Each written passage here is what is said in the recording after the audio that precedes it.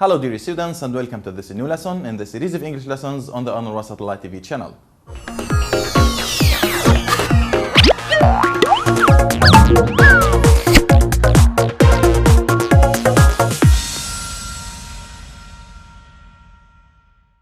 Welcome back. Dear students, it's very important for the English language learners to master the tenses of English language. Our lesson today is handling one of those tenses. So our lesson is present perfect tense. We are going to handle the present perfect tense. Now to start our lesson, which is the present perfect tense, let's look at this dialogue after Mom returned from the mall. Let's look at the dialogue. Here, Dad says, "How was your shopping?" Dad asks, "How was your shopping?" Mom responds, "It was great, and I bought you something." It was great, and I bought you something. Here, Dad says, "Oh, I've got a new tie. Thank you, my dear." Again, Dad says, "Oh, I've got a new tie. Thank you, my dear." Dad asks, "And what have you bought for the children?" Dad asks, "And what have you bought for the children?" Mom responds, "I have bought them everything they asked for." I have bought them everything they asked for. Dad asks Omar, "What has Mom brought you, Omar?"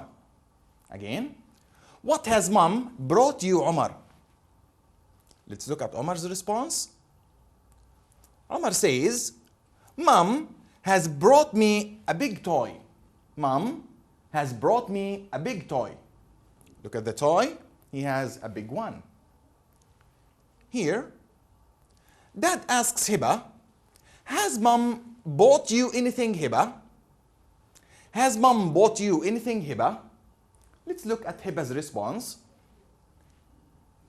Hiba responds, "Yes, she has bought me a football, but she hasn't bought me a toy." Again, "Yes, she has bought me a football, but she hasn't bought me a toy." Let's go ahead. Dad says, "Children have become so happy for what you have bought them." Again, "Children have become so happy for what you have bought them." Now, dear students, after we have read the dialogue between Mom, Dad, Omar, and Hiba, let's answer some questions. The first question we have here is, what has Mom bought for Dad? What has Mom bought for Dad? Let's get back to the dialogue. In the dialogue, Dad says, "Oh, I have got a new tie. Thank you, my dear." So, in this question, what has Mom bought for Dad? The answer is, she has bought him a new tie. She has bought him a new tie. Again, what has Mom bought for Dad? She has bought him a new tie. Okay, let's go ahead.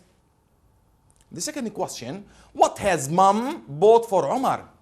What has Mom bought for Omar? Do you remember? Then let's get back to the dialogue. In the dialogue, Omar says, "Mom has bought me a big toy." Omar says, "Mom has bought me a big toy." So the question again, what has Mom bought for Omar? The answer is, she's bought him a big toy. She's bought him a big toy. Let's look at the next question. What has Mom bought for Hiba? What hasn't she bought for her? Again, here we have two questions, dear students. The first question, what has Mom bought for Hiba? And the second question, what hasn't Mom bought for Hiba? Let's look at the dialogue. In the dialogue, Hiba says, "Yes, she has bought me a football." Yes, she has bought me a football. But she hasn't bought me a toy. She has bought a football, but she hasn't bought a toy. So, in this question, what has Mom bought for Hiba and what hasn't she bought for her? The answer is, she has bought her a football, but she hasn't bought her a toy. Let's go ahead. In this question, have children become happy for what their mom bought them? Again, have children become happy for what their mom bought them? What do you think? Then let's get back to the dialogue. In the dialogue we have, children have become so happy for what you have bought them. Dad says to mom, children have become so happy for what you have bought them. So, the answer to the question, have children become happy for what their mom bought them, is, thank you very much, yes, they have become so happy. Yes, they have become so happy. Now, dear students, let's have a short break, then we continue our lesson after this break. Be with us.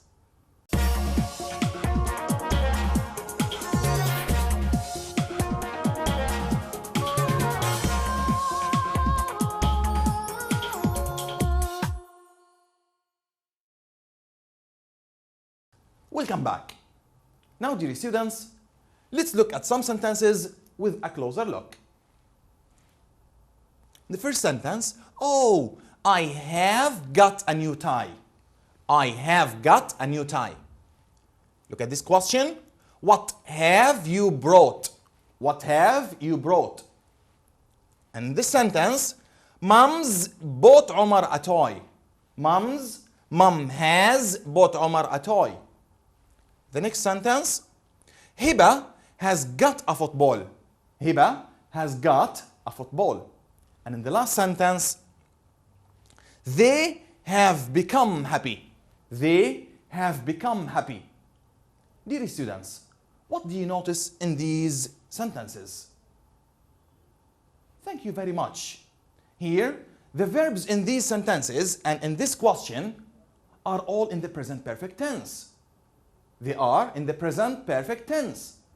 Let's look again. Have got, have brought, has bought, has got, and have become. So why do we use the present perfect tense? Why do we use the present perfect tense? Then let's consider the following sentences. Here, look at Alex. Alex has just lost his key. Again, Alex has just lost his key. Look at the photo. Does Alex have the key? Does Alex have the key now? Of course not, because according to the sentence, we have Alex has just lost his key.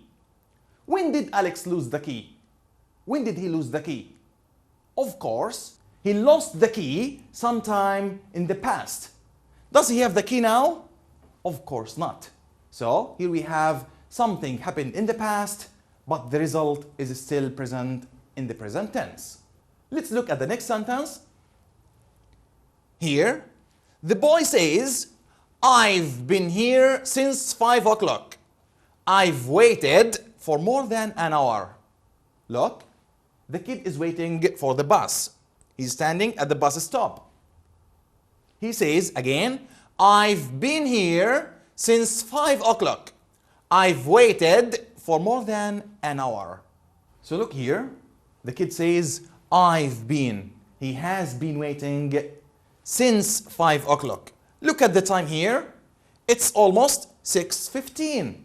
So he says, I have waited for more than an hour. So dear students, the kid waited in the past. The action of waiting started in the past, and still the kid waiting for the bus. Let's move ahead. Look at this question. Have you ever been to this place before? Again, have you ever been to this place before? Here the question asks about the lifelong. Have you from the past up to the present? From the past up to the present. Let's go ahead. The boy says, I haven't answered this question yet. I haven't answered this question yet. So, he started working on the answer from the past. But up to the present, he hasn't found any answer to this question. Again, he says, I haven't answered this question yet. He started answering it from the past up to the present. Let's move ahead. Has the plane landed yet? Has the plane landed yet? Let's look at the response. This man says, the plane's already landed. The plane has already landed. This contracted S means has. The plane's already landed. They've, it means they have. They've just opened the door, but they haven't got out yet. Again, the plane's already landed. They have just opened the door, but they haven't got out yet. So the plane landed sometime in the past, means short ago in the past, but look at the plane, it is already landed. All right? Here, they have just opened the door. The door is open now. The door is opened now. They have just opened the door. But they haven't got out. Is anybody out from the plane? Of course not. So, from these sentences, we can see that some actions started in the past, but is still connected to the present. Let's have extra sentences. Look at this sentence. Rania has already cleaned the house. Rania has already cleaned the house. It means that the house is clean now. The house is cleaned now. Rania started cleaning in the past, but in the present we have the result, which is the clean house. Let's have the last sentence. I have just finished painting the house. I have just finished painting the house. He started painting in the past, and now the action is connected with the present, which is the house is already painted. The sentence again, I have just finished painting the house. Now, dear students, let's have the last sentence on the timeline. Let's have a closer look at this sentence. In the sentence we have, they have already started harvesting. They have already started harvesting. Look at the timeline, dear students.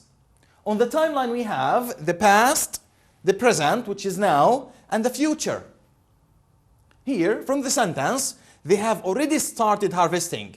Now, look at the picture. The action of harvesting started in the past, and it is still in progress now. It is continuous. Maybe it will continue for the future. So, here we have an action that started in the past. It has a relationship in the present, and it may continue for the future.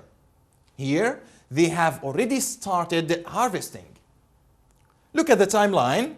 The action is started sometime in the past, and it's in progress in the present, and it may continue for the future. Now, dear students, let's conclude the use of the present perfect tense. Why do we use the present perfect tense? Why do we use the present perfect tense? Let's look at the next slide. We use the present perfect tense to express an action started in the past and is connected with the present. And it may go for the future. We use the present perfect tense. Let's go ahead. Here, dear students, we have the key words of the present perfect tense. The key words or the guiding words of the present perfect tense. The first guiding word is yet, already, just, since, ever, and for. These words are called the guiding words. The guiding words of the present perfect tense, of course. Here, we use yet in negative and in questions. We use yet in negative sentences and in questions. For example, have you eaten your lunch yet? I haven't eaten anything yet. Here, we use it in the question and in the negative form. We have already. We use already to indicate that something is already done or is done short time before now. We use just to indicate that something had started some seconds ago. Here also we have since and we have ever. and for. Later on, we will discuss since and for. Now, let's talk about the structure of the present perfect tense. How do we form a sentence in the present perfect tense? Let's go ahead. The form of the present perfect tense. Here, dear students, if the subject is a plural, like the pronouns I, we, they, you, or if we have any plural noun, like Ahmed and Muhammad, Maha and Hiba, etc., we use have plus verb 3 plus the past participle. We use have plus the past participle. Let's have an example. Look here. We can say, I have played tennis. We have played tennis. They have played tennis. You have played tennis. Ahmed and Mahmoud have played tennis. What if the subject is singular? What if the subject is singular? What do we use? Let's go ahead in order to figure it out. Here, if the subject is singular, like the pronouns he, she, or it, or if we have any singular noun, we use has plus the past participle. Plus verb 3. Again, if we have any singular subject or any singular noun, we use has plus the past participle. Can you derive an example? Wonderful, thank you very much. Let's look at this example. He has played tennis. She has played tennis. It has played tennis. Hani has played tennis. Maha has played tennis. So, dear students, if the subject is a plural, we use have plus the past participle. But if the subject is singular, we use has plus the past participle. Let's go ahead. Let's look at this sentence. Anne has just changed her clothes. Anne has just changed her clothes. Her sisters have already changed their clothes. Anne has changed, but her sisters have changed. Look at this structure. Is it in the affirmative or in the negative form? What do you think? Is it positive or negative? Of course, it's in the positive form. So, how do we have positive forms by using the present perfect? Excellent, thank you very much. Let's look together. We construct the positive form of present perfect by using the helping verbs has or have plus the past participle. What about the negative forms? Let's look together. Anne hasn't changed her clothes. Anne has not or hasn't changed her clothes. What about Anne's sisters? Her sisters haven't changed their clothes. Anne hasn't, but her sisters haven't. So, this is the negative form of the present perfect tense. We have the helping verbs has or have plus not, hasn't or haven't, plus the past participle. Hasn't or haven't plus the past participle. Do you know how to form a question in the present perfect? Then follow me in this slide. Look at this question. Has or hasn't and change her clothes. Has or hasn't and change her clothes. Look, dear students, the question can be either in the positive or in the negative form. What matters is you need to start with a helping verb, then with the past participle. Of course, the helping verbs that are used to form questions in the present perfect are has and have. So here, has or hasn't and changed her clothes. Let's look at this question. Have or haven't her sisters changed her clothes? This is the question form. How do we form questions? Look here. We form the questions in the present perfect by using has or have plus the subject plus the past participle.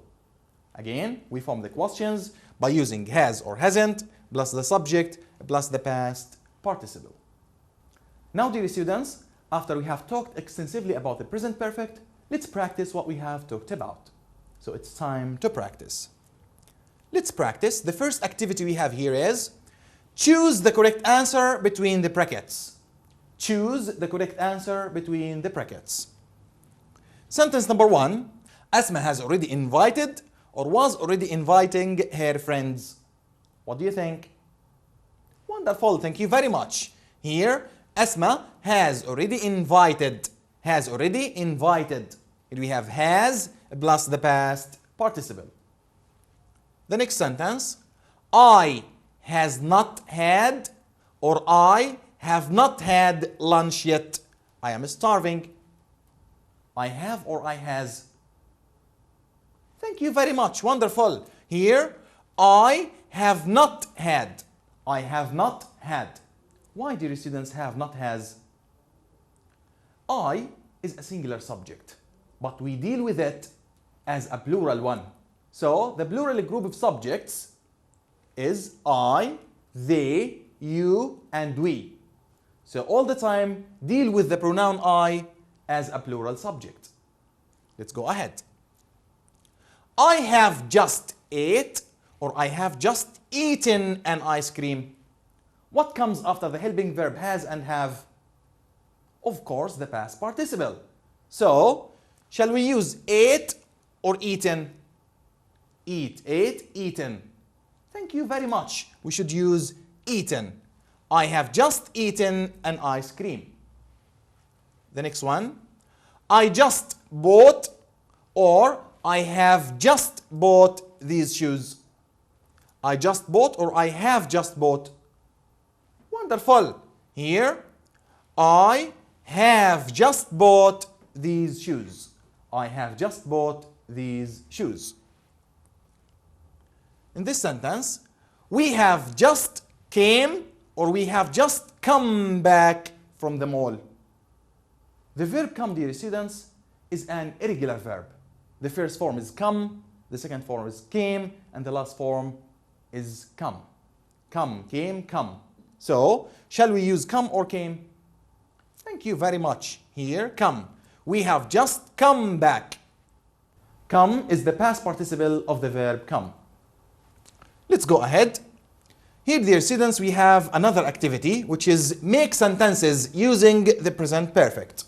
Make sentences using the present perfect. The first sentence, my father read the newspaper. Make this sentence in the present perfect. Let's look together. My father has read the newspaper. Has read the newspaper. Read, read, read. Let's go ahead. They not finish eating their food. They not finish eating their food. Let's look at the present perfect sentence. They have not finished eating their food. They have not finished eating their food. Dear students, the negative word not comes between the helping verb and the main verb. So here, they have not finished eating their food. The last sentence, I do my homework. I do my homework. Make it in the present perfect. Wonderful, thank you very much. Here, I have done my homework. I have done my homework. Now, dear students, it's time to handle the keywords or the guiding words since and for. Now, let's talk about since and for. Let's look at this sentence. I have been in the market since 8 o'clock. I have been in the market since 8 o'clock. Look at the timeline, dear students. Here, I went to the market at 8 o'clock. 8 o'clock is in the past. So the whole action started in the past. Here, the function of since is to indicate when exactly the action began. To indicate when exactly the action began. So, dear students, here we have an exact start of the action. So the action started at 8, it is in the past, maybe it's in the present, and it may go for the future. So, the use of since is to indicate when exactly the action is started. Let's have another sentence. Dad has lived in this house since childhood. Dad has lived in this house since childhood. Look, dear students, this is Dad when he was a child. So he lived in this house since childhood in the past up to the present. Now he's still living in the same house. Maybe he'll be living in the house in the future. So, dear students, since is used for what? Let's look together. We use since to refer to the starting point of an action. We use since to refer to the starting point of an action. For example, we can say since yesterday, since last Monday, etc. with a month. Also, we can use since with a month. We can say since last June, since July, since May. We can also use since with a time. We can say since 8 o'clock, since 9 p.m., since 6 a.m. Also with the word last, as we indicated, last day, last month, last, etc. Let's look at for.